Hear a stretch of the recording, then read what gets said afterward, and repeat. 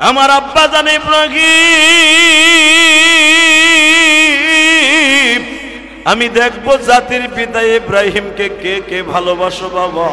চোখের পানি ফেলাইয়া কোন এক ফোঁটা পানি দিয়ে আমার মাওলারে বুঝাইয়া কইবা, আমার আব্বারে 1 বছর পর্যন্ত খাইতে দেয় নাই, গোসল করতে দেয় নাই, একটা কাপড় 1 বছর পরিধান করছে, কিন্তু নমরুদ তারে খাবার দেয় নাই, পরিধান করার কাপড় দেয় নাই। দুনিয়ার মানুষ না দিলে কিছু আছে যায় না, ওই মালিক কিন্তু না দিয়ে পারে না। কথা বল না কেন? ওই মালিক আছে না?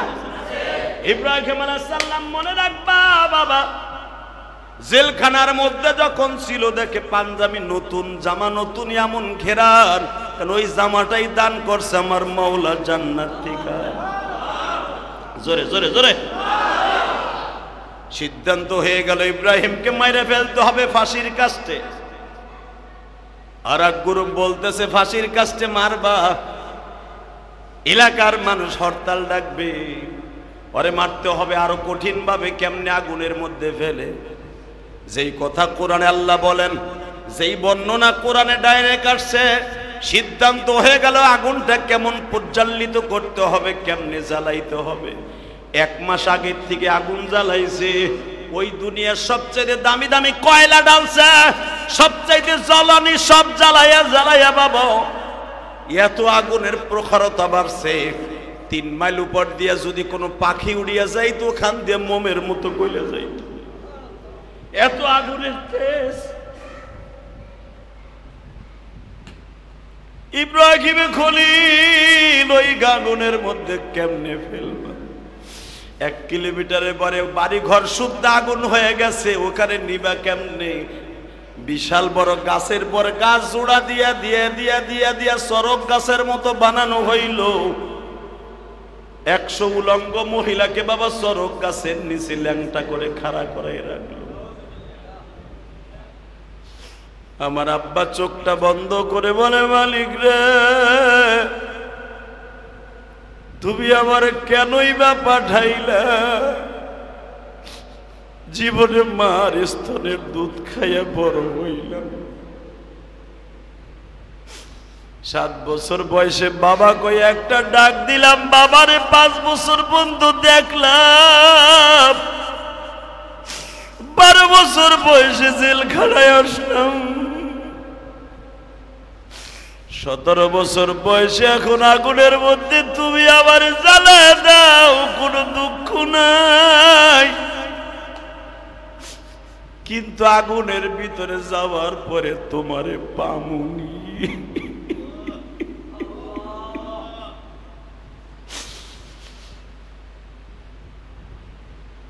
জেলখানার মধ্যে যায় নামাজ বিছায়া বলে, ইন্নী ওয়াজ্জাহতু ওয়াজহিয়া লিল্লাযী ফাতারাস সামাওয়াতি ওয়াল আরদা হানিফাও ওয়া মা আনা মিনাল মুশরিকিন ওয়া মা আনা মিনাল মুশরিকিন ওয়া মা আনা মিনাল মুশরিকিন। আল্লাহ ইন্নী ওয়াজ্জাহতু মানে কি আমি তোমার দিকে চোখটা মুখটা ঘুরাইলাম, হানিফা ওয়া মা আনা মিনাল মুশরিকিন, জীবনে কোনোদিন আমি মুশরিকদের অন্তর্ভুক্ত না। আল্লাহ আমার সাথে ওয়াদা দাও, তুমি আমার জেলখানায় যদি জান্নাতের খাবার খাওয়াইতে পারো, আগুনের মধ্যে কি থাকবা না আগুনের পর্যন্ত তুমি ভাইগা যাইবা? বলেন আমার আব্বা ইব্রাহিম, আপনার আব্বা ইব্রাহিম 40টা পরীক্ষা দিছে, 40টা পরীক্ষায় তার জীবনে বাদাম first class, first golden plus পাইয়া আমার মাওলার বন্ধু হয়ে খলিল হইছে। খলিল শব্দের অর্থ বন্ধু। মনে রাখবা, খলিল এমনি এমনি হয় নাই বাবা। 12 বছর বয়সে জেলখানায় প্রথম পরীক্ষা পাস। মারহাবা বলেন আরো জোরে। কেমনে পাস? নমরুদ 1 বছর আগে থেকে খাবার পরিধান সব বন্ধ করছে। জিব্রাইল মানুষের ভেষ ধরে এসে কয়, আপনার খাবার দাবার নমরুদ বন্ধ করে দিছে, আপনি কই খাবেন পাও? ইব্রাহিম আলাইহিস সালাম বলে, যে আমারে বানাইছে উনি খাওয়ান দিব। জিবরাইল কয়, আপনি পাস করছেন। আগুনের মধ্যে ফেলবে, এবার চোখের পানি ফেলাইয়া কাঁদবা। বাজার দুনিয়ায় মনে রাখবা, সন্তান বিপদে পড়লে মা দৌড়াইয়া যায়। মা যদি কারো না থাকে, বাপ দৌড়াইয়া যায়। আপনার আমার আব্বা জানের মা বাপ থাকার পরও বাবা কেউ দৌড়াইয়া যায়। দুনিয়ার মায়া ছিন্ন করে একদিন চলে যেতে হবে পরপারে, এটাই বাস্তব। পৃথিবীর এমন কেউই নাই আপনাকে ধরে রাখতে পারবে, কথা ঠিক না? দুনিয়ায় যে থাকার কথা ছিল বিশ্বনবী মুহাম্মদুর রাসূলুল্লাহ সাল্লাল্লাহু আলাইহি ওয়াসাল্লাম, তিনিও থাকতে পারেন নাই। আমাদের জাতির পিতা ইব্রাহিম আলাইহিস সালাতু ওয়াস সালাম, তিনিও থাকতে পারেন নাই।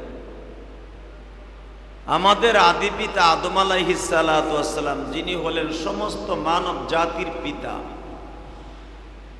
ওনাকেও 1000 বছর হায়াতের পরে ওনাকেও চলে যেতে হয়েছে, ঠিক না? ইব্রাহিম আলাইহিস সালাতু ওয়াস সালামের জামানা থেকে মানুষের চুল দাড়ি পাকা শুরু হয়েছে।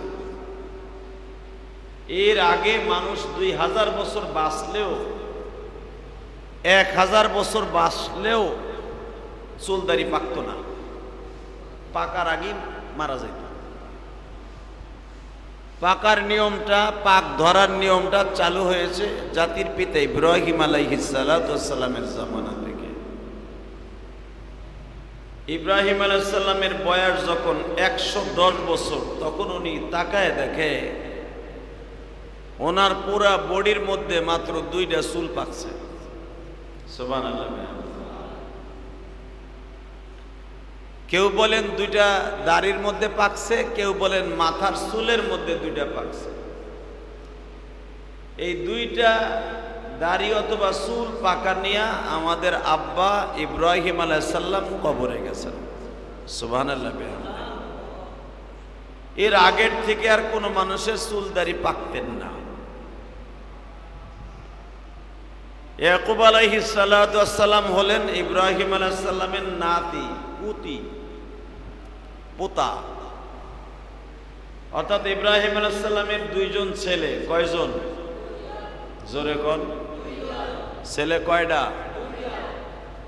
ইব্রাহিম আলাইহিস সালামের কোনো মেয়ে ছিলেন না, শুধু 2টা ছেলেই ছিলেন। বড় ছেলের নাম ইসমাইল আলাইহিস সালাতু ওয়াস সালাম, যে জন্মগ্রহণ করেছিলেন যখন ইব্রাহিম আলাইহিস সালামের বয়স 86 বছর বা 85 বছর। 85 বছর অথবা 86 বছর বয়সে বড় সন্তান ইসমাইল আলাইহিস সালাতু ওয়াস সালাম জন্ম নেয়। কত বছর বয়সে? হ্যাঁ, আমাদের দেশে 86 বয়সের মানুষ বিয়ে তো দূরের কথা, পোলা পানাও তো দূরের কথা, হ্যাঁ 3 জনের ধরে বাথরুমে নেওয়ার লাগে, ঠিক না বেটি? আর আমাদের আব্বাজান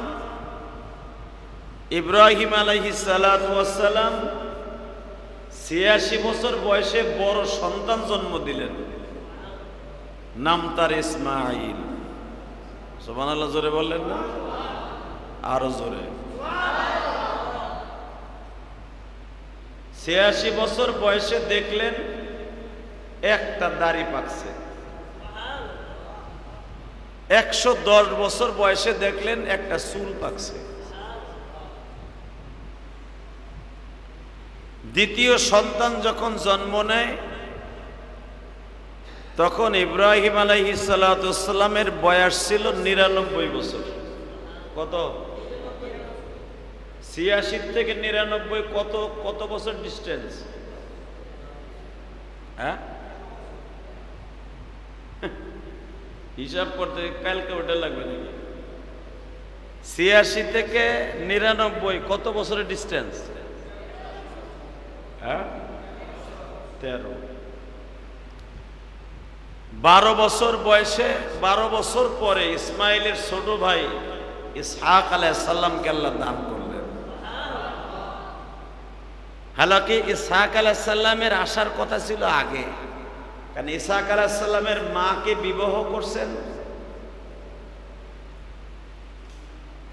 ইসমাইল আলাইহিস সালামের মায়ের বিবাহের অন্তত বহুত বছর পরে। সুবহানাল্লাহ বলেন।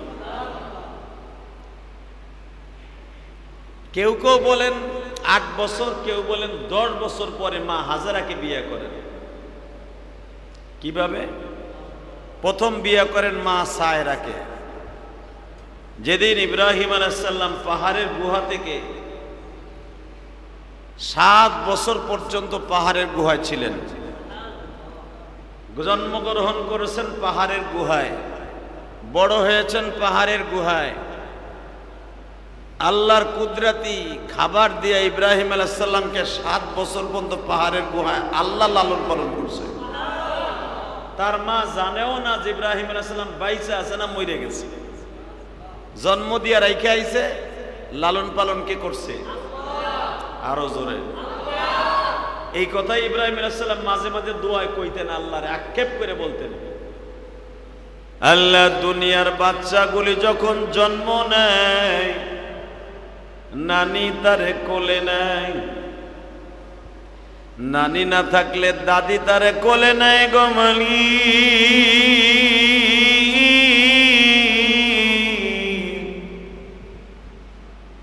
আমি ইব্রাহিম এমন একজন কপাল পোড়া মানুষ,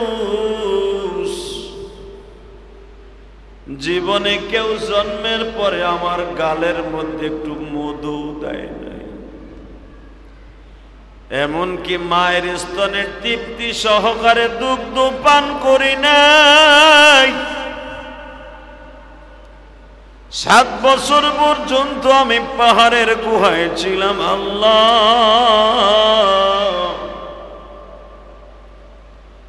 7 বয়সের সময় তুমি মা বাবার ঘরে দিলা। আমার আব্বা আমাকে প্রথম যখন দেখলো আমি তার সন্তান 7 বছর পর্যন্ত পাহাড়ের গুহায় ছিলাম, আমার বাবা আমার মাকে অনেক টর্চারিং করেছে, এতদিন কেন জ্বালাইলি না? স্বাভাবিক, আমি জন্মদাতা পাপ যদি হয়ে থাকি। ইব্রাহিম আলাইহিস সালামের বাবা প্রথম অস্বীকার করছিলেন যে অবশ্যই তুই এটারে পালক আনছস। 7 বছর পর্যন্ত আমার ছেলে জন্ম নিছে, পাহাড়ের গুহায় বড় হইছে, হুট করে তুই আমার আইনা বলতেছ এইটা তোমার পোলা, নাম ইব্রাহিম, এটা আমি মানি না। যদি আমার ঔরসের হয় 100% ভাবে তুই একদিন না একদিন আমার 7 বছরের ভিতরে জানাইতি। 7 বছর পরে একজন পাহাড়ের গুহার থেকে একটা জুমলি মানুষের মতো ধরে এনে কইলি এটা তোমার ঔরাস যা, তোমার জন্মের পোলা। ইব্রাহিম আলাইহিস সালামের মা, ইব্রাহিম আলাইহিস সালামের বাবা আজরকে বলতেছিলেন, দেখো রে, দুনিয়ার সবকিছু অস্বীকার করা যায়, কিন্তু মনে রাখবা চেহারাকে অস্বীকার করা যায় না। তুমি তাকায় দেখো তোমার ইব্রাহিমের চেহারা আর তোমার চেহারা একই রকম। ইব্রাহিম আলাইহিস সালামের আব্বা যেভাবেই হোক, সাইপা হোক আর দইরা হোক আর জোর করে হোক, মানায় নিলেন এটা তোমার পোলা। সুবহানাল্লাহ কইলেন না? ইব্রাহিম আলাইহিস সালামের আব্বা বলে 7 বছর পরে আমার চেহারার সাথে মিল আছে বিদায় কয়ে দিলি, এটা আমার পোলা, মাইনা নিলাম। কিন্তু ও যদি কোনোদিন এমন একটা অঘটন ঘটায়, এটার দায়িত্ব কিন্তু আমি না। কারণ ইব্রাহিম আলাইহিস সালামের চাউনির দ্বারাই বোঝা যাইতেছে যে ইব্রাহিম আলাইহিস সালাম একজন প্রতিবাদী মানুষ। সুবহানাল্লাহ কইলেন না? দেখবেন যারা সমাজের প্রতিবাদী হয় ওরা ছোটকাল থেকেই প্রতিবাদী, ছাত্র জীবন থেকে প্রতিবাদ করে আসে, সমাজের অন্যায় দেখলেই প্রতিবাদ করে, আছে না নাই?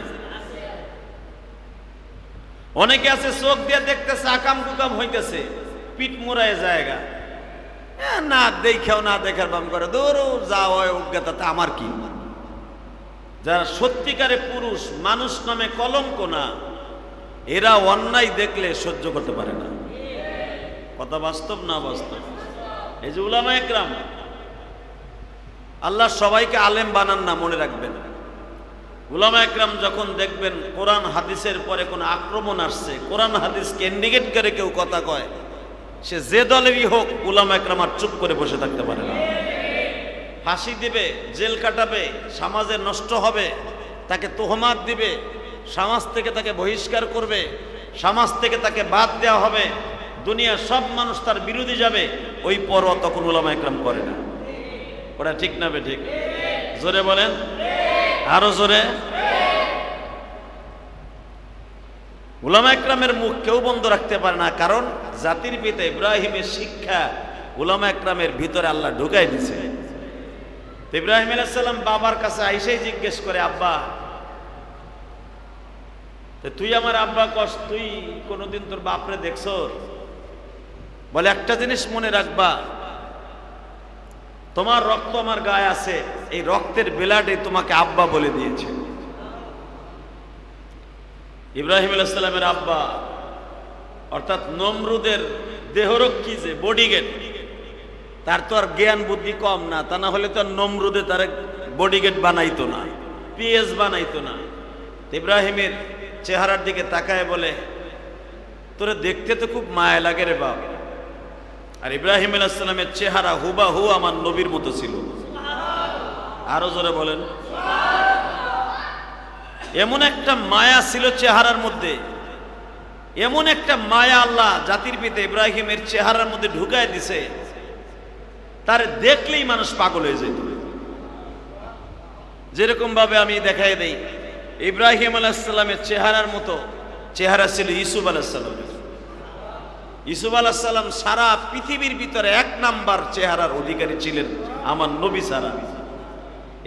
ইউসুফ আলাইহিস সালাম ছিল ইব্রাহিম আলাইহিস সালামের পুতি, অর্থাৎ ইব্রাহিম আলাইহিস সালামের ছোট ছেলের নাম ইসহাক আলাইহিস সালাম। ইসহাক আলাইহিস সালামের বড় ছেলের নাম ছিল ইয়াকুব আলাইহিস সালাম। ইয়াকুব আলাইহিস সালামের 11 নাম্বার ছেলে, অর্থাৎ 10 নাম্বার ছেলে ছিলেন ইউসুফ আলাইহিস সালাম। আরো জোরে কোন। তাহলে বুঝেন, ইব্রাহিম আলাইহিস সালামের চেহারা যদি এমন হয়, ইউসুফ আলাইহিস সালামের চেহারা কেমন ছিল? ভাইরা আমার, বন্ধুরা আমার, ইব্রাহিম আলাইহিস সালাম বললেন, আব্বা তোমার নাম কি? কে তোর মা তোরে কয় নাই আমার নাম কি? মার কাছে জিজ্ঞাসা করি নাই, মা বলেও নাই, বলে আমার নাম আজর। কিন্তু ইব্রাহিম আলাইহিস সালামের আব্বার নাম ছিল তারেক। নাম কি? জোরে কর। ইব্রাহিম আলাইহিস সালাম তার বাপের প্রথমই জায়গায় সূরা আম্বিয়ার ভিতরে আসছে, আব্বা তোমার নাম কি? আমার নাম আজর। ইব্রাহিম আলাইহিস সালাম বললেন, তোমার নাম আজর হইতে পারে না, কারণ আজর হলো এই দেশের বড় একটা শয়তানের নাম। নাউজুবিল্লাহ বলেন না? আল্লাহু আকবার জোরে বলেন। যখন বলছে বড় শয়তানের নাম, আর আজর ছিল ওই জামানার সবচেয়ে বড় খোদার নাম। ইব্রাহিম আলাইহিস সালাম বললেন এটা শয়তানের নাম। ইব্রাহিম আলাইহিস সালামের বাপ তার মায়ের ডাক দিয়ে কয়, আমি না কইছিলাম তোর এই পোলা বদমাইশি? দেখছো, হ্যাঁ বাপের নাম বলে বড় শয়তানের নাম।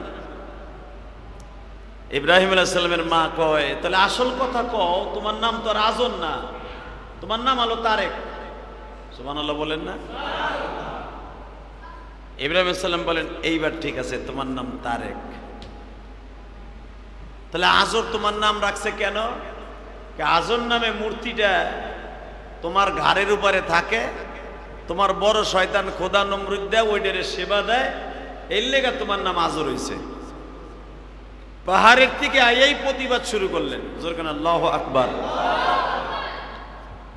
7 বছর বয়সের থেকে আমার আব্বা, আপনার আব্বা ইব্রাহিম আলাইহিস সালামের প্রথম প্রতিবাদ তার বাবার সাথে, প্রথম যুদ্ধ তার বাবার সাথে।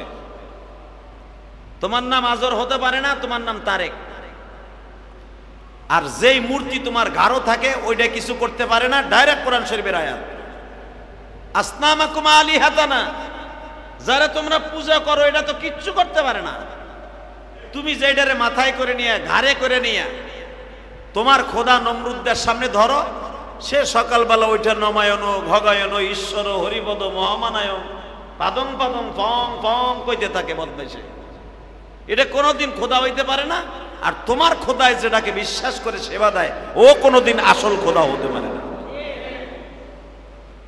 ইব্রাহিম আলাইহিস সালামের আব্বা তারেক ওরূপে আজর, ওয়াইদ ক্বালা লিআবিহি আজর, কোরআনে আল্লাহ বলেন ওই মূর্তির নামের পরে যদি আজর হয়ে যায় আমি আল্লাহ তাকে আজর বলে ডাক দিলাম। তো যাই হোক, ইব্রাহিম আলাইহিস সালাতু ওয়াস সালাম গর্তের থেকে পাহাড়ের গুহা থেকে এসে প্রতিবাদ শুরু করলেন। প্রতিবাদ করতে করতে ইব্রাহিম আলাইহিস সালামের বয়স 12 বছর হয়ে গেল। সুবহানাল্লাহ বলেন। কত? জোরে কোন? 7 থেকে 12 কয় বছর হয়? এই 5 বছর কালই আস্তে আস্তে প্রতিবাদ করছে। যখনই পুতুলের সামনে সেজদা দিত সাথে সাথে ইব্রাহিম আলাইহিস সালাম ঘাট ধরে টাইনে লইতো, কলার ধরে, এই কারে সেজদা দেস, এই আমার খোদারে সেজদা দে, চুপ বেটা, লান নাদউ মিন দুনিহি ইলাহান লাকাদ কুননা ইদান শাতাতা, এরে সেজদা দে, সে তোর করতে পারে কি? এরে সেজদা দিস না, লান নাদউ, এর ইবাদত করিস না। বাজান এই খবরটা আস্তে আস্তে করে ছোট্ট বয়স বিদায় কেউ কানে নিত না। ইব্রাহিমকে সবাই বুঝাবার চেষ্টা করত। ইব্রাহিম রে এই কথা বলে না, তোমার চেহারা অনেক সুন্দর, তোমার গায়ে অনেক শক্তি, 20 জন যুবককে তুমি একাই হারায় দিতে পারো। ইব্রাহিম আলাইহিস সালাম 12 বছর বয়সে মনে হইতো 22 বছরের পোলা। 10টা 20টা পোলা ঘাড়ের নিচে নিয়ে চাপ দিলে আড্ডি গুড্ডি বাহা হয়ে যাইতো, এত শক্তি ছিল ইব্রাহিম আলাইহিস সালামের গায়ে। আল্লাহর খলিল ইব্রাহিম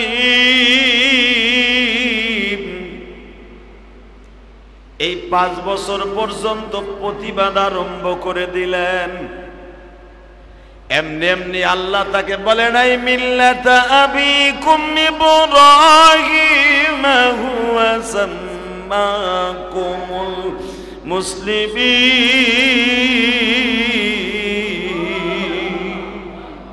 সমস্ত মিল্লাতে মুসলমানের আব্বা ইব্রাহিম। এ জোরে খান, এমনি এমনি কইছে মিয়া। আওয়ামী লীগ আলারা শেখ মুজিবুর রহমান রে বঙ্গবন্ধুরে তারা কয় জাতির পিতা, বলে না? টাটকা শয়তানি কথা মিয়া, টাটকা ভুয়া কথা। তারা বানাইছে আবেগে। এইটা বললেই তো শেখ হাসিনা পাম দিয়ে তার একটা পদ দিত, ঠিক না বেটে? জাতির জনক বলতো। হালাকে জাতির জনক বাংলাদেশের উল্টাটা না, সারা পৃথিবীর জন্য জাতির জনক একজনই, সে হলো ইব্রাহিম। আরো জোরে বলেন। আর জাতির জননী মা হাজেরা আর সায়রা। তো ইব্রাহিম আলাইহিস সালাতু ওয়াস সালাম 5 বছর পর্যন্ত, 7 থেকে 5 কত হইল? 12 বছর বয়সে এখন সে সারা পৃথিবীতে চমকায় যাবে আজকে, সারা পৃথিবীর হিরো হয়ে যাবে আজকে 12 বছর বয়সে। আর 12 বছর বয়সে আমার আব্বা, আপনার আব্বা বালেগ হয়ে যাবে, বালেগ। তারপরে শরিয়াত অর্পিত হবে, যেরকম মারহাবা। এই জন্য মহিলারা 12 বছরের পরে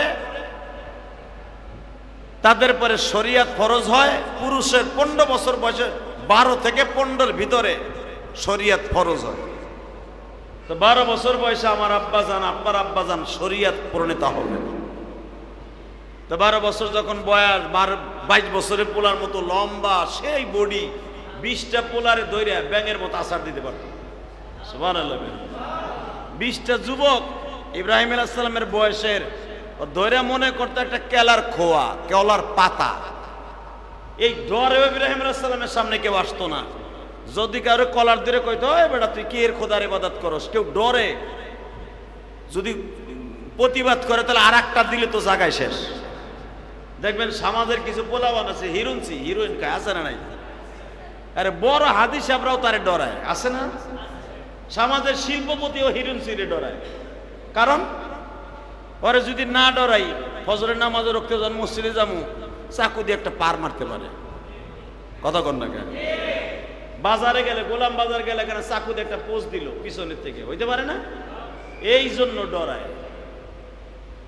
কিন্তু ইব্রাহিম আলাইহিস সালামকে ডরাইতো কি জন্য? কে ডরাইতো?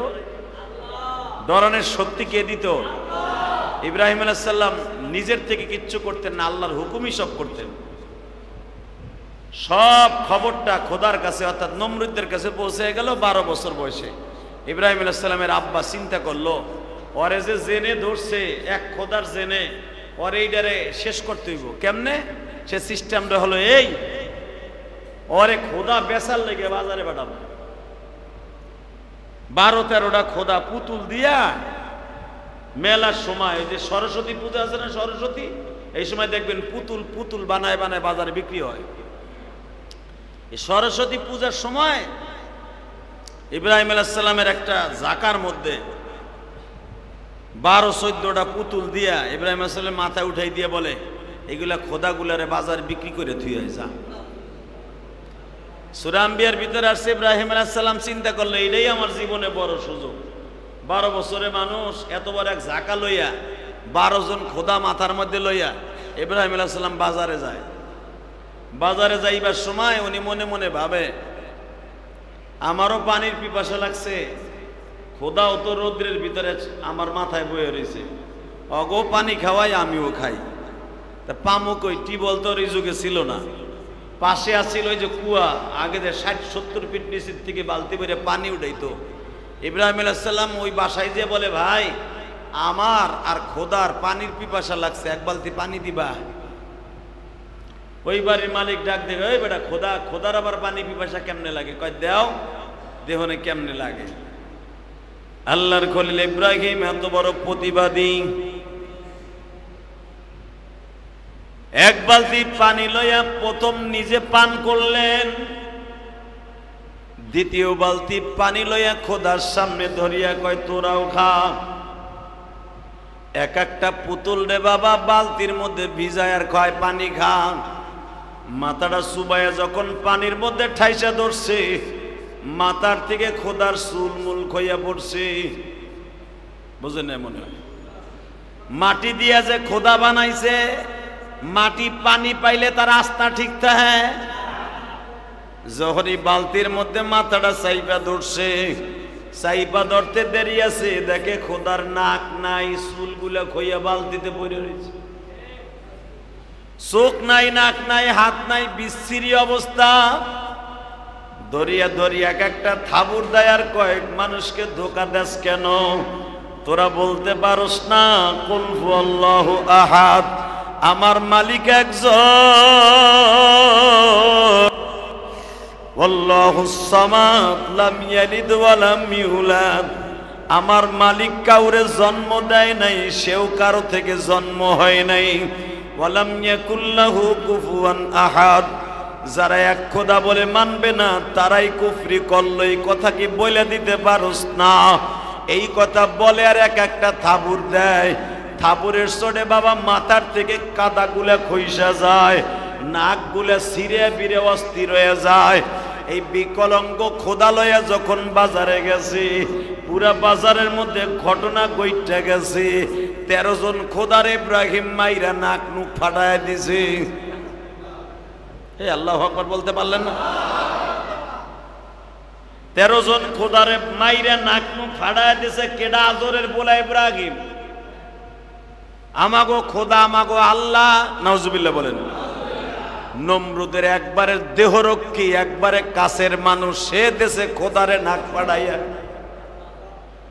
দেখবে না আকাতকরে, কিন্তু সেকেন্ডের ভিতরে ভাইরাল হয়ে যায়।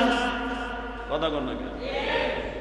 আরে আমি যদি জুমার পরে এক মহিলারে ধরে টান মারি, কাপড় ধরে, এদিকে তোর লাগে আমি জেনা করবো, ওই চেয়ারম্যানের পোলা, এমপির পোলা রেপ করলে ওইটা বাস্ট হইতে সময় লাগে।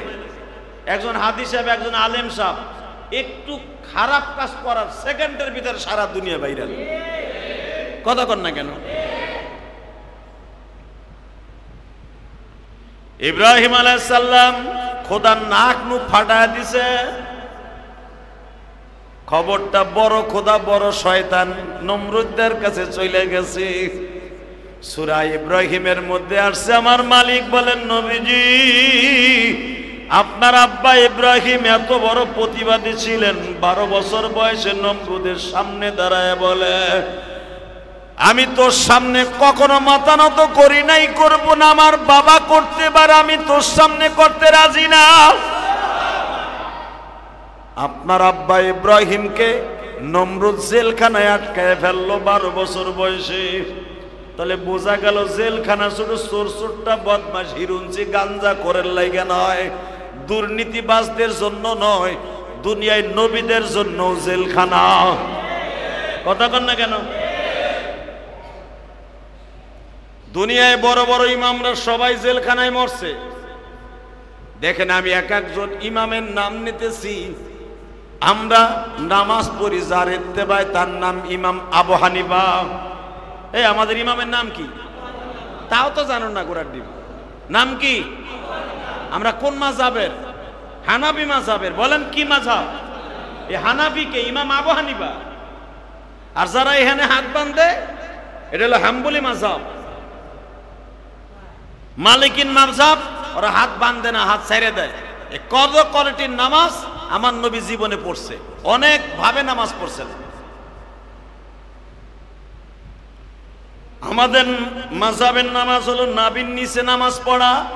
প্রশ্ন আসতে পারে, নামাজ এক, খোদা এক, কোরআন এক, হাদিস এক, এত ডিভাইডেড কেন, এত মতনৈক্য কেন? আসতে পারে কি পারে না? হ্যাঁ, প্রশ্ন আসে না? আল্লাহ এক, নামাজ এক, কোরআন এক, সবই এক, হাত বান্ধা, ঠ্যাং ভাগ করা, হাত উঠানো, এ আবার এত এত মতনৈক্য থাকবে কা ইসলামের ভিতরে? আরে বেটা, এটা আছে বিদায় তো তোরা দুনিয়া আসোস। কথা ঠিক না ঠিক? আমার নবী এক এক সময় এক এক রকম নামাজ পড়েছেন, আল্লাহর হুকুম, এটাও আল্লাহর হুকুম। এক সময় নামাজ পড়ছে মাক্কি জিন্দিগিতে হাত ছাইড়ে দিয়া, কারণ যদি হাত বাঁধে বেঈমানরা বুঝতো যে নামাজ পড়তেছে। নবী আমার আস্তে করে সূরা কেরাত ঠিকই পড়তেছে, বেঈমানরা মনে করবে নামাজ পড়তেছে না, এ খাড়াই রইছে। বোঝেন না আমার কথা? হাত ছাইড়ে দিয়ে শুধু নামাজের নিয়ত করে নবী কিরাত পড়তেছে নামাজের মতো। এই এক কোয়ালিটির নামাজ মাক্কি জিন্দিগিতে পড়ছে। আবার মাক্কি জিন্দিগিতে এই যে হাত এখানে বাঁধা, এইখানে বাঁধছে। মাদানী জিন্দিগিতে রসুল আমরা যেভাবে বাঁধি এইভাবে বাঁধছে। এখন কেউ যদি যেটা ধরে নেয়, রসুল যেভাবে পড়ছেন, নবীর যে কোনো একটা সুন্নাত ধরে নিলেই চলবে। বোঝেন নাই আমার কথা? ও তোমার এইটা প্রশ্ন আসে, তা তোমার জিন্দিগিতে যে আরো কত খারাপ কাম আছে ওইটা আসে না? কথা কর না কেন? আছে না অনেক লোক? আছে। বাজান রে, ভালো করে বুঝবেন, আল্লাহর খলিল ইব্রাহিম, আমরা যে হানাফি মাযহাবে আছি, ইমাম আবু হানিফাকে জেলখানায় বিষ খাওয়ায়া মারছে। কুতুবউদ্দিন রাজি রাহমাতুল্লাহ আলাইহিকে বাজান জেলখানার মধ্যে জেল খাটাইয়া 11 বছর পর্যন্ত জেল খাটার পরে জেলখানার ভিতরে পিটাইয়া মারছে। ইমাম শাফি রাহমাতুল্লাহ আলাইহিকে জেলখানার মধ্যে মারছে। শুধু এখানেই শেষ না, ইমাম আহমদ বিন হাম্বলকে জেলখানায় 11 বছর পর্যন্ত জেল কাটাইছে বিনা অপরাধে, কোনো অপরাধ নাই, শহীদ করে দিছে। ইমাম আবু হানিফা রাহমাতুল্লাহ আলাইহিকে 1-2 বছর না, জালিমের কারাগারে বাজান 11 বছর পর্যন্ত জেল খাটছে। 11 বছর জেল খাটার পরে 12 বছরের মাথায়, অর্থাৎ 1 যুগ যখন হয়ে গেছে, তখন দেখছে আবু হানিফারে আর রাখলে অনেক ক্ষতি হয়ে যাবে সরকারের। এই জন্য বাবা ইমাম আবু হানিফাকে দুধের মধ্যে বিষ মিশাইছে। দুধের রং আর বিষের রং দেখবেন একই কোয়ালিটির। দুধের মধ্যে যখন ওই সাদা বিষওয়ালা এন্ডি ঢুকায় দিছে, আবু হানিফা রাহমাতুল্লাহ আলাইহি বিষ পান করাবার আগে 2 দিন পর্যন্ত কোনো খাবার দেয় নাই। পানির যন্ত্রণায় যখন ছটফট করতেছে, বিষ বিষাণু 1 পেয়ালা দুধ ইমাম আবু হানিফার সামনে দিছে। আসলে এটা আমার আল্লাহর খেলা, বোঝার কোনো সিস্টেম নাই। দুধগুলা খাইতে দেরি আছে বাবা, মাত্র 5 মিনিটের ভিতরেই ঠোঁটটা বাবা কোলবালিশের মতো উঁচা হয়ে গেছে। যেই জায়গা দিয়া বিষের ক্রিয়া ঢুকছে, দুধ ঢুকছে, নারী বুড়ি গুলা বাবা অ্যাসিডের মতো জ্বলে গেছে। এই ঠোঁটে একটু বিষের ক্রিয়া লাগছিল, ঠোঁটটা জ্বলে একবারে কোলবালিশের মতো উঁচা হয়ে গেছে। ঠোঁটের গোশতগুলা জড়িয়া জড়িয়া পড়তেছে, পায়খানার রাস্তা দিয়া নারী বুড়ি গুলা পয়সা পয়সা বাইরে হইতেছে। বিষ খাওয়ার পরে একদিন ইমাম আবু হানিফা বেঁচে ছিলেন। একদিনের মধ্যে দেখে আমার বিশ্বনবী জেলখানার মধ্যে হাজির হয়ে গেছে। ইমাম আবু হানিফাকে বুকের মধ্যে নিয়ে আমার বিশ্বনবী বলে, আবু হানিফা রে, কষ্ট নিস না, আমার কলিজার টুকরা হাসান, আমার ফাতেমার কলিজার টুকরা সন্তান, বড় সন্তান হাসান, হাসানকে তো ইয়াজিদ বিষ খাওয়াইয়া শহীদ করছে। আহারে চিন্তা করিস না রে নওমান, বিষ খাইলেই সে জাহান্নামে যায় না। তুই মনে মনে ভাবতাছ আমার বিষ খাওয়াইছে, আমি কি শহীদ হইলাম? নওমান রে, আমি নবী জেলখানায় কেন আসছি জানোস নি? আমি আসছি আমার আবু হানিফাকে ডিক্লার দিতে আসছি, তুই হইলি এই জামানার বড় শহীদ। আবু হানিফা রহমাতুল ইন্তেকালের আগে আমার নবীর দেখে মুস্কি মুস্কি হাসে। নবী আমার হাসানকে সাথে করে নিয়ে আসছে। হাসান রে, আবু হানিফারে বুঝতে আরে বিষ খাওয়ার কারণে মনের মধ্যে বড় কষ্ট। আমি শহীদ হইলাম, বিষ খাইয়া হইলাম কেন? আমার মালিক আমার বিষের ক্রিয়ায় মারল। আমার হাসান তুই বলিয়া দে, কিয়ামতের মাঠে যখন জান্নাতে মানুষ শহীদরা যাবে, আমি হাসানের গাড়িতে, ইমাম নওমান তুমি আমার গাড়িতে জান্নাতে যাইবা। কেন আমার 3 নাম্বার বিবি আমি হাসানকে দুধের সাথে বিষ খাওয়াইছি। আমি যদি বিষ খাই আমি হাসান শহীদ হইতে পারি, তুমি নওমান অর্থাৎ আবু হানিফা তুমিও শহীদ। বাজান মনে রাখতে হবে, এই পৃথিবীতে অনেক উলামা ইকরাম আছে যাদেরকে জেলখানার মধ্যে শহীদ করা হয়। আছে না নাই? এই যে সাইদিরে মারল মিয়া, ইঞ্জেকশন পুশ করে মারছে বেচারা। অক্সিজেনের অভাবে লোকটা মারা গেছে। সবই তো পিজে হসপিটাল, আমি শুনছি কিভাবে কিভাবে তার মারছে।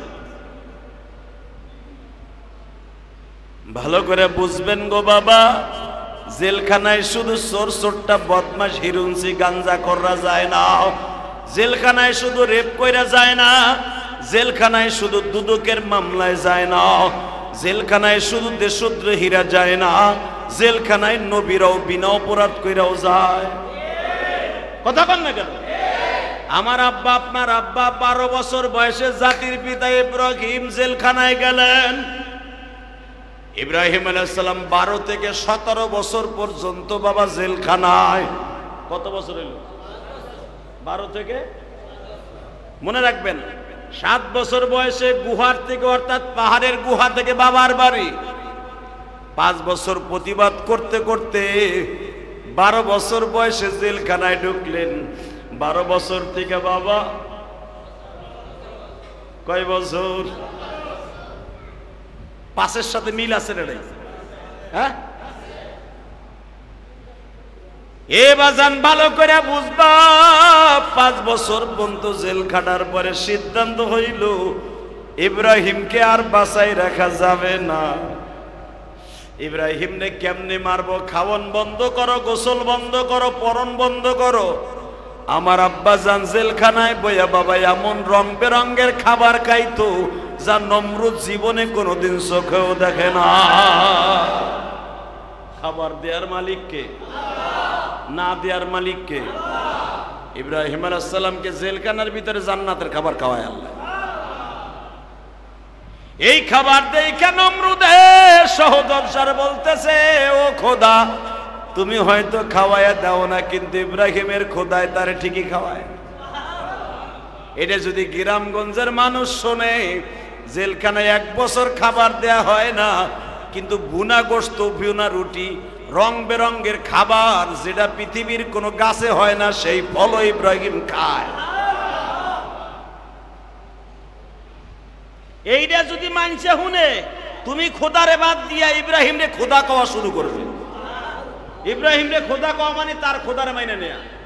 একটা কাজ করো, তাড়াতাড়ি এইটারে মাইরে ফেলাও, আর দেরি করা যাবে না। এটা রাখলেই ঝামেলা, তোমার রাজনীতি টিকে থাকবে না। নমরুদ পরামর্শ চাইতেছে মন্ত্রী, ক্যাবিনেট মন্ত্রীর কাছে। তখন সারা পৃথিবীতে নমরুদের মন্ত্রী ছিল 6,500। কত? সারা পৃথিবীতে মন্ত্রী 6,500 মন্ত্রী ছিল। আপনাদের বাংলাদেশ জরায়ও এক মন্ত্রী আছিল, উনি শ্রীলঙ্কায় বাস করত। এই বাংলাদেশ শ্রীলঙ্কা থেকে শাসন করত। আজকে তাফসিরে দেখলাম ওই নমরুদের বানানো, কারণ এই বাংলাদেশ নমরুদের জামানায়ও ছিল। কথা বলেন না কেন? এই পৃথিবী ভৌগোলিকভাবে যতটুকু মানুষ বসবাসকৃত হবে, পুরা পৃথিবীটা আল্লাহ 6 দিনে বানাইছেন। খলাকাস সামাওয়াতি ওয়াল আরদি ফি 6 আইয়াম। আল্লাহ কোরআনে বলেন ডাইরেক্ট, সারা পৃথিবীতে কিয়ামত পর্যন্ত বাসস্থান যতটুকু জায়গা আমি 6 দিনে বানাইছি। কয় দিনে?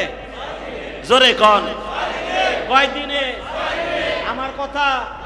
আমার বাপের কথা? কার কথা? খলাকাস সামাওয়াতি ওয়াল আরদি ফি 6 আইয়াম। আমি সারা দুনিয়া বানাইছি 6 দিনে। জমিন বানাইছি 1 দিনে। কয় দিনে? নদী বানাইছি 1 দিনে, গাছ বানাইছি 1 দিনে, অক্সিজেন বানাইছি 1 দিনে। সুবহানাল্লাহ কইলেন না? গেল কয় দিন? ঘোড়ার ডিম বুঝো, 60 দিন গেছে। কয় দিন? জোরে কন, আরো জোরে। এরপরে জমিন তো বানাইছে সমতল, জমিন তো উল্টা পাল্টা করবো। পাকিস্তান মাঝে মাঝে, কারণ এই জমিনের নিচে তো পানি, বুঝেন নাই? জমিনের নিচে কি? জোরে কন, আরো জোরে। এই পানি যদি নিচে থাকে, উপরে যদি থাকে কসুরির ট্যাম, জোয়ার ভাটা এক জায়গার থেকে আরেক জায়গায় যায় কি যায় না? তা কসুরির ট্যামের মতো তো মাঝে মাঝে পাকিস্তান যাবে ইন্ডিয়া, ইন্ডিয়া আসবে বাংলাদেশে। ভাইসা কথা কর না কেন? জ্বর ছাড়লেই তো উড়ে বাংলাদেশে একবার যাবে পাকিস্তান, পাকিস্তান যাবে ইন্ডিয়া। প্রতি বছর লাগবে মারামারি, ও কবে এইটা আমার, ও কবে এইটা আমার। কথা কর না কেন? এই 5ম নাম্বার দিনে আল্লাহ বানাইছে পাহাড়। কি বানাইছে? পাহাড় মানে ওয়াল জিবালা আওতাদ। আল্লাহ কোরআনে বলেন ওয়াল জিবালা আওতাদ। এই জমিনকে ঠিক রাখার লাগে কিয়ামত পর্যন্ত পাকিস্তানের জায়গা পাকিস্তান থাকবে, বাংলাদেশের জায়গা বাংলাদেশ থাকবে, ইন্ডিয়ার জায়গায় ইন্ডিয়া থাকবে। এটা খুঁটা স্বরূপ ওয়াল জিবালা আওতাদা। কোরআন আল্লাহ বলেন এই জমিনকে খুঁটা গাইরা দিলাম পাহাড় দিয়া। আরো জোরে। বাংলাদেশে পাহাড় আছে না নাই? দেখবেন অধিকাংশ পাহাড়গুলো সাগরের পারে। কি লিগা? পাহাড়গুলো আল্লাহ কেন সাগরের সাইডে রেখে দিছে? পাহাড়ের গুলা যদি সাগরের সাইডে না রাখি, পাহাড়ের ঢেউর ধাক্কায় ওই জমিন তছনছ হয়ে যাবে। পৃথিবীর সব দেশগুলার সাগরের পাড় দিয়ে দেখবেন পাহাড় আর পাহাড়। আমার আল্লাহ কত সুন্দর কারিগর, কিন্তু ঠিক না বেঠে? বাজান এবার ভালো করে বুঝেন, 5 নাম্বার দিনে পাহাড় বানাইলেন। এরপরে বান্দা কি খাবে, কি তার নাম রাখবে, এই গাছগুলার নাম আমার আল্লাহ লিস্টি করলেন 6 নাম্বার দিনে। আরো জোরে। এই কলা গাছ কাকে বলে, আম গাছ, কাঁঠাল গাছ, খেজুর গাছ কাকে বলে বাবা দুনিয়ার কোন প্রাণীতে জানতো না। যদি গরুতে জানতো এটা কলা গাছ, আমার মালিক কলা খাওয়ার জন্য বানাইছে, ওই কলা গাছের পাতা জীবনও টান দিয়ে গরুতে খাইতো না। গরু জানে না এটা কলা গাছ, গরু জানে না এটা ধান গাছ, গরু জানে না এটা বাবরা গাছ, গরু জানে না এটা শাপলা গাছ। এটা মানুষকে আল্লাহ 6ষ্ঠ দিনে মুখস্থ করাইছে। মার পেটের থেকে পরিয়াই কিন্তু জানতাম না এটা কলা গাছ, এটা আতাফল গাছ, এটা আম গাছ, এটা কাঁঠাল গাছ, এটা গয়া গাছ। দেখেন পাতা প্রায় সেম সেম, নাম কিন্তু আলাদা। এটা 6 নাম্বার দিনে আমার আল্লাহ সারা দুনিয়া সাজাইয়া নামগুলা লিস্ট করছে। আল্লাহ যে কোরআনে বলছে খলাকাস সামাওয়াতি ওয়াল আরদি ফি সিত্তাতি আইয়াম, আমি দুনিয়া 6 দিনে বানাইয়া নামকরণ 6 দিনে কমপ্লিট করিয়া আমি আল্লাহ এত সুন্দর করে তোদের বাসস্থান বানায়া দিলাম গো। খবরদার বান্দা ভুলে যাস না, আমি রব রে ভুলিস না। আমি রব তোদেরকে দুনিয়ায় চাইরা দিছে, এইগুলা ভোগ করবি তোরা। আমি তোদের জন্য বানাইছি। জীবনে কোনোদিন কাঁঠাল পাইকে গেলে আমি বলবো না আমার 1 প্লেট কাঁঠাল দে। তোর গাছের আম পাইকে যাবে, আমি মালিক পাকা পর্যন্ত দেখা রাখবো। ইন্দুরে বান্দরে যেন তোর গাছের আম না খাইতে পারে, আমি প্রত্যেকটা আমের গাছের গোড়ায় ফেরেশতা নিযুক্ত করে রাখছি। যদি আমি মালিক ইচ্ছা করতাম, আমগুলা যখন আটি হইতাছে এমন একটা ঝড় দিতে পারতাম, তোর গাছের ডাল সুদ্ধা ভাঙ্গে ফেলতে পারতাম। আমি আল্লাহ যদি ইচ্ছা করতাম, তোর কাঁঠাল গাছে যখন ফুল আসছে আমি এমন কুয়াশা দিতে পারতাম, ফুলগুলো একবারে বটকে হয়ে যাইত, তুই আর কাঁঠাল চোখে দেখতি না। আমি মালিক তোর ফলগুলারে দেখা রাখছি কেন জানোস নি? আমের সিজনে আম খাবি, কাঁঠালের সিজনে কাঁঠাল খাবি, গ্যান্ডারির সিজনে গ্যান্ডারি খাবি, আতা ফলের সিজনে আতা ফল খাবি, আনারসের সিজনে আনারস খাবি। আবার এক ধরনের ফল বানায় রাখছি 12 মাস তুই খাবি, এটার নাম 12 মাইশা ফল। তোর বাড়ির কাছে যে আম গাছ আছে দেখবি ওটা এক সিজনে আম হয়। তোর বাড়ির কাছে যে কাঁঠাল আছে, দুনিয়ার সব বৈজ্ঞানিক মিলিয়াও তোর গাছে 12 মাসে কিন্তু কাঁঠাল পেতে পারবে না। হ্যাঁ, এইটাকে আবার কলম কাটার সিস্টেম আমি মাথায় মাওলা ঢুকাইয়া দিছি। আমার বান্দা 12 মাস ফল খাইতে চাইবো। মৃত্যু ব্যক্তি মরার সময় কইব আমি আম খামু, মৃত্যু ব্যক্তি বলবে আমি কাঁঠাল খামু। তখন ওই মৃত্যু ব্যক্তির ওসিয়াত পালন করার জন্য ফল কই পাবি? আমি মালিক কিছু গাছ রাইখা দিছি 12 মাস তোদের জন্য ফলের ব্যবস্থা। এইটা দুনিয়ার কোন মালিক পারবে না, আমি মালিক পারি। কেন করছি জানোস নি?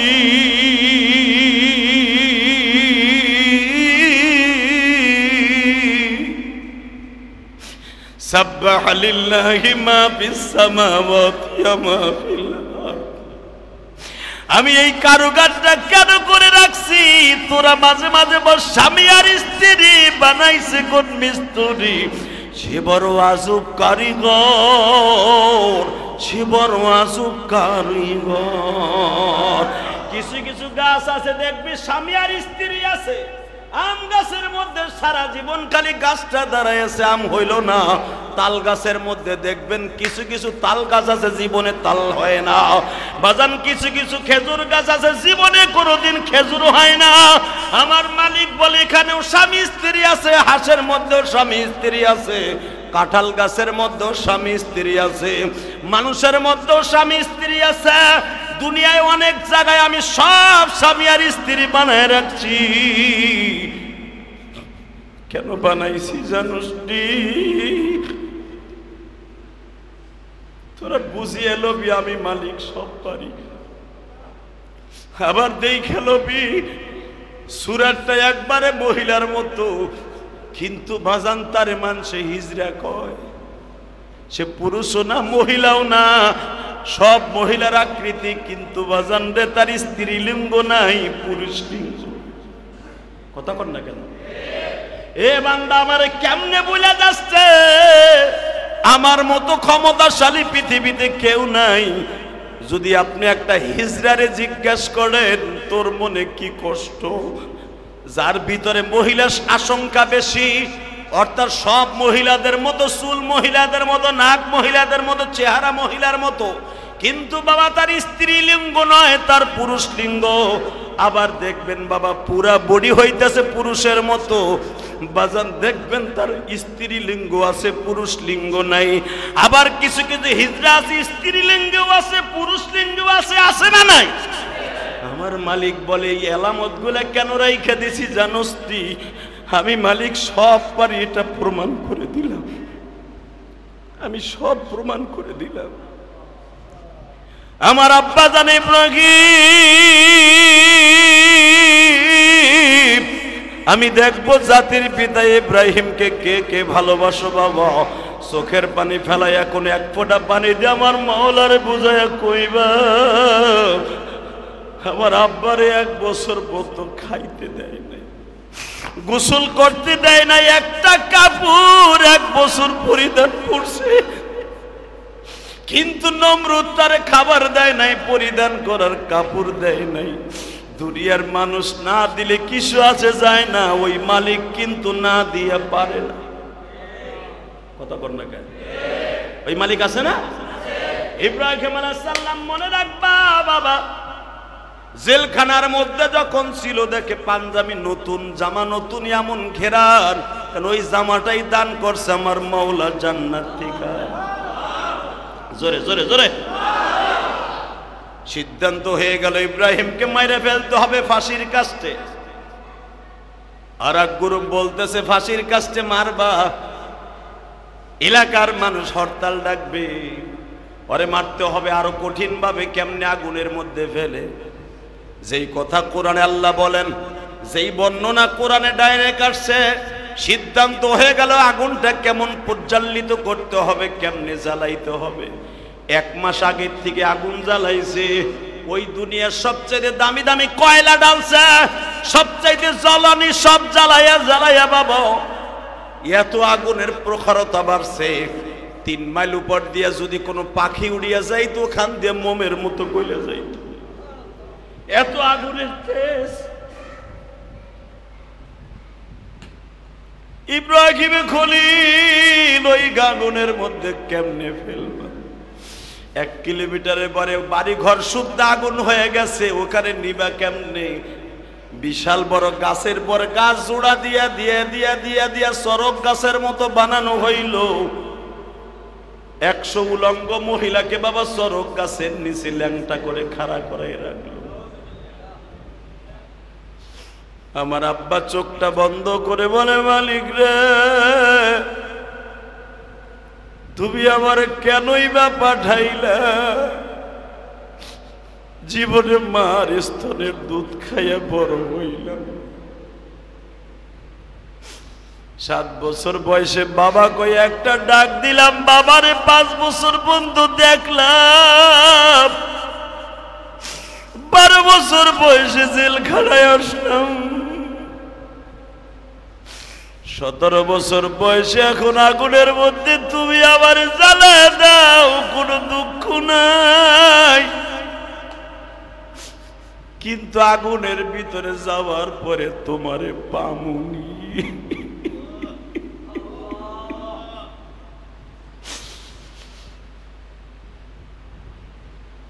জেলখানার মধ্যে যায় নামাজ বিছায়া বলে, ইন্নী ওয়াজ্জাহতু ওয়াজহিয়া লিল্লাযী ফাতারাস সামাওয়াতি ওয়াল আরদা হানিফা ওয়া মা আনা মিনাল মুশরিকিন ওয়া মা আনা মিনাল মুশরিকিন ওয়া মা আনা মিনাল মুশরিকিন।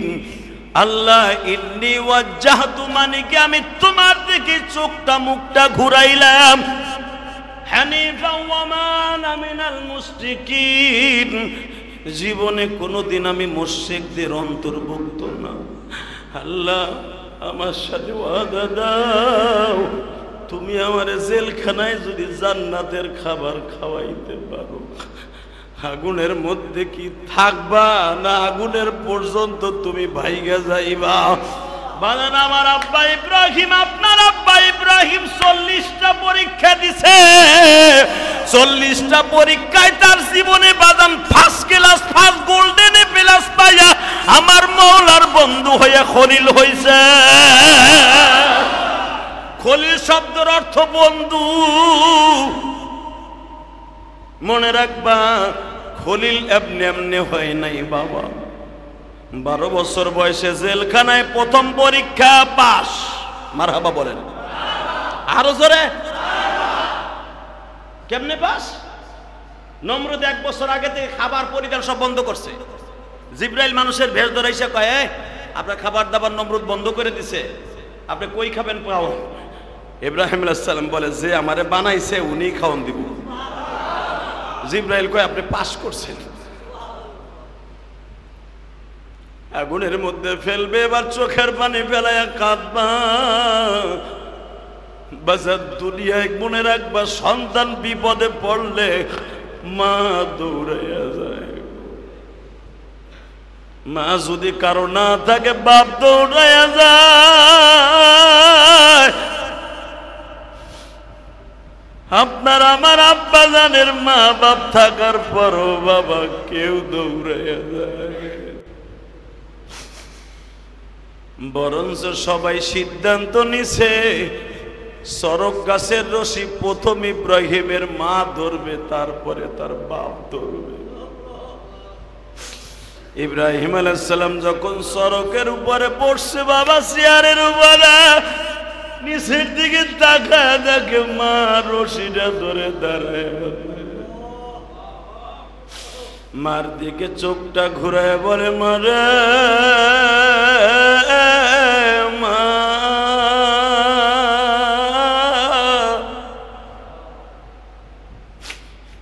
আমি কি তোমার নালায়েক সন্তান মা?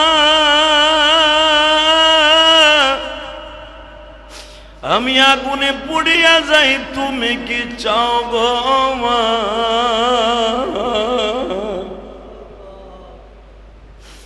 আল্লাহর খলিলের মা বলে, আমি মা চাই তুই মরিয়া যা। আল্লাহর খলিল এবার আব্বারে ডাক দিয়া বলে, আব্বা,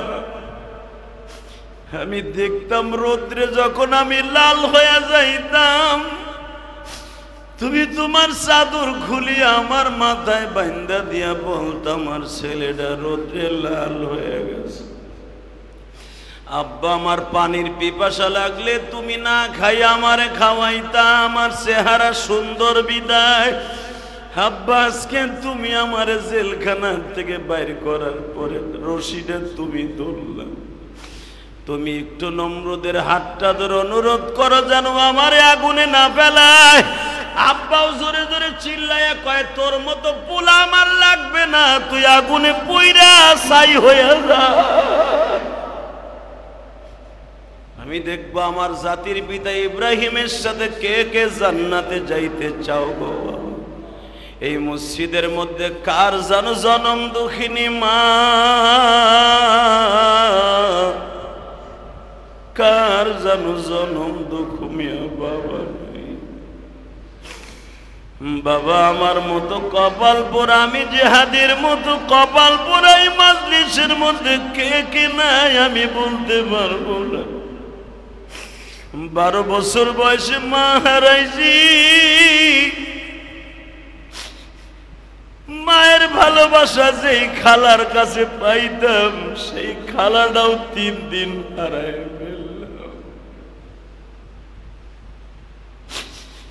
মাদ্রাসা যখন বন্ধ হইতো, বাবার বাড়ি যাইতাম না, খালার বাড়ি আমি জিহাদি যাইতাম। 12 বছরের ইলিয়াস খালারে বুকের মধ্যে পাই আমার মতো জড়ায় ধরতাম। খালায় গলার মধ্যে একটা সুমা দিয়া বলতো, আমার বাজান আসছে, আমার জাদু আসছে। মনের কষ্টগুলা খালার কাছে বলতাম, খালা এইটা খাবো, এইটা খাবো। খালা গরিব মানুষ ছিল, খালু গরিব মানুষ ছিল, সাধ্য অনুযায়ী চেষ্টা করতো। বাবা, আজকে ইলিয়াসুর রহমান জিহাদির খালাটাও 3 দিন হয়ে গেল, মাওলার ডাকে সারা দিয়ে চলে গেছে।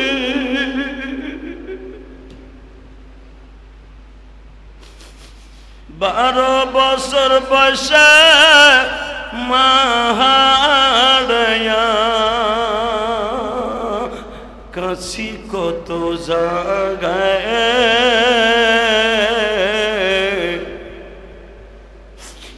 মায়ের ছাড়া এই জমিনে আপন কে আছে। মায়ের ঘেরান খালার গায়ে, মৌলায়ে কারিম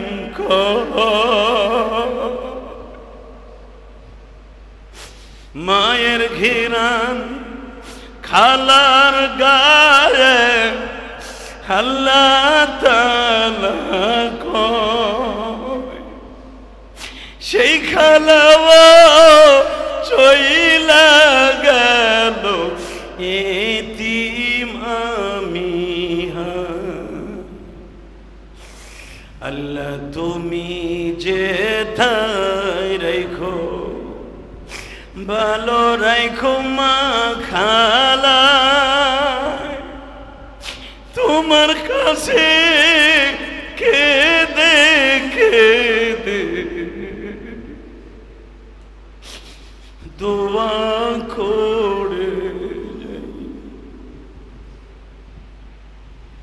আমার ভাইরা বন্ধুরা শুধু আজকে একটা কথা পর্যন্তই রাখবো এই দুনিয়ায় যার মা নাই বাবা নাই সে বুঝবা মা কি জিনিস গো সেই বুঝবা কিন্তু মা যদি চলিয়া যায় যদি আমার মতো খালার কাছ থেকে মায়ের আদর পাও তোমার আর বুঝাইতে হবে না খালা কি জিনিস গো আর আমার খালা এত ভালোবাসার পিছনে একটাই কারণ ছিল আমার খালাকে জীবনে একটা সন্তান আল্লাহ দান করে নাই বাবা আমরা তিনটা ভাই ছিলাম আমার খালার জানের জান প্রাণের প্রাণ ওই খালারে গত 2 দিন আগে কবরে শোয়া চোখের পানি দিয়া মালিক রে বুঝায় বুঝায় কইছি মালিক আমি গুনাহগারকে যে আদর দিয়া ভালোবাসা দিয়া জন্ম দিয়া যেই খালা কবরে গেল ওই খালারে তুমি কবরে দেইখা রাখো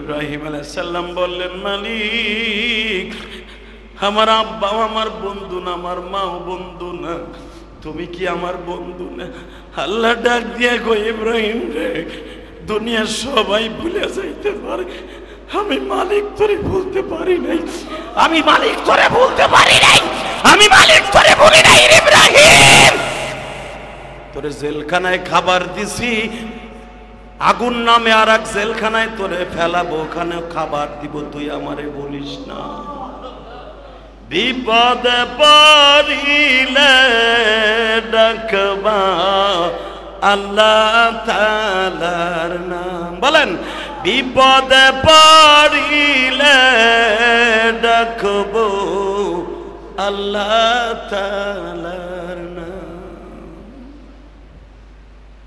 আল্লাহ তাআলা আমাদের সবাইকে আমল করার তৌফিক দান করেন যারা আজকে কেঁদেছেন তারাই বাদশা চোখের পানি সহজে আসে না চোখের পানির গুনাহ মাফ করাবার জন্য চোখের পানি ছাড়া আজও পর্যন্ত কেউ কারো গুনাহ মাফ করাইতে পারে নাই চোখের পানি ছাড়া সে যত বড় ওলি হোক আর নবী হোক যত বড় আলেম হোক আর জাহেল হোক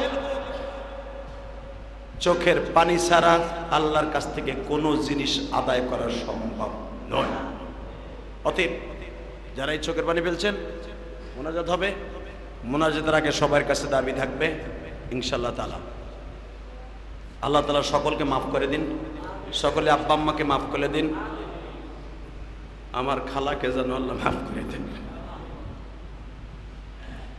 আমার খালা ঈদের পরে অর্থাৎ আমার বাসার থেকে যাওয়ার 15 দিন পরে আমার খালা দুনিয়া থেকে চলে গেল ঈদের পরে আমার খালা আমার বাড়িতে আসছিলেন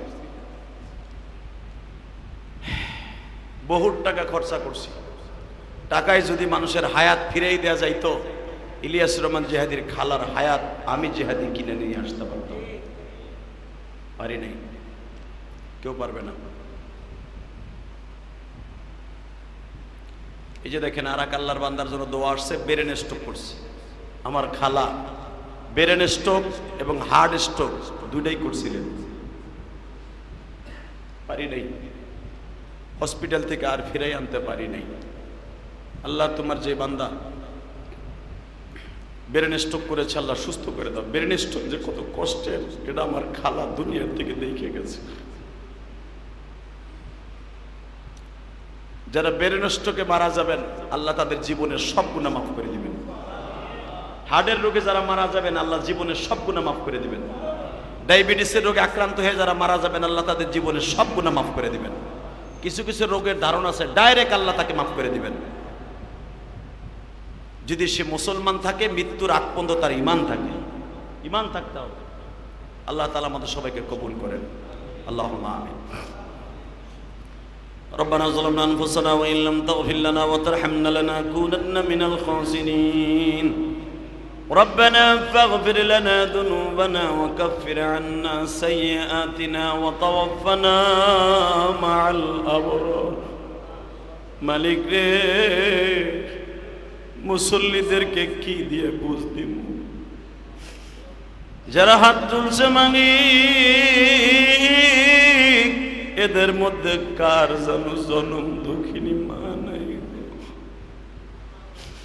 আমের সিজনে আম খাই, লিচুর সিজন লিচুন খাই, কাঁঠালের সিজনে কাঁঠাল খাই। এত মানুষ কি খায় কিন্তু জনম দুঃখিনী মা নাই।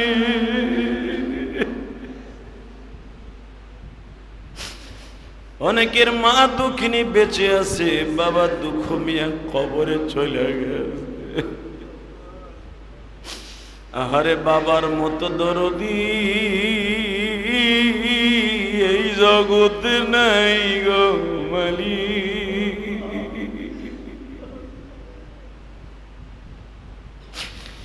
এই গরমের মধ্যে এখন তো কারেন্ট হয়েছে, এমন লোক আছে গ্রামের বাড়ি কারেন্ট ছিল না। আমি সন্তান ঘুম আসতো না, তালের পাখা দিয়ে মা বাতাস দিত। মা বাতাস দিতে দিতে ঘুমায়া পড়তো, বাবা আবার পাখাটা হাতে নিত।